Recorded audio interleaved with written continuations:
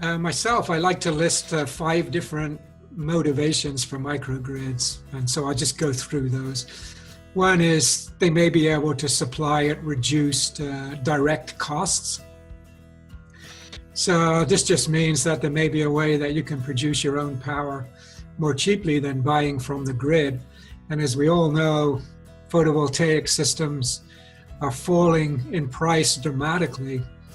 Residential systems cost only about 1/2 as much today in California as they did 10 years ago, and about 1/3 as much as they were 20 years ago. Battery costs and the electronics and so on are also falling. So the second motivation for microgrids is reducing indirect costs. And by indirect costs, I mean things like pollution, noise, other kinds of problems. And maybe a microgrid can help in that area too, particularly if A, it has a lot of renewables and it encourages renewables, and then B, if it is able to integrate different kinds of resources like load control and so on in a way that means overall supplying the electricity services that we want produces less pollutants. So indirect costs can be a big motivator.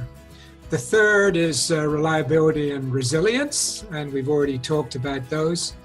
In addition to the obvious advantages of a localized system, one of the areas where microgrids might change things, and this is closely related to DC distribution in building, which is one example of this, the microgrid may be able to provide different qualities of service to different loads.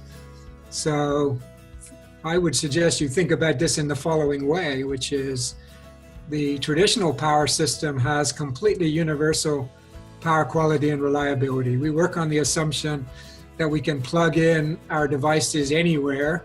It's going to have the same quality of power. It's going to work pretty well. And in fact, even the standards for reliability and so on are fairly universal. And then fifthly, the last big motivator is a simple desire for independence. Many people that want solar systems on their homes do want to do it for better environmental footprint. They do want to do it to save money, but in many cases, they simply just want the independence.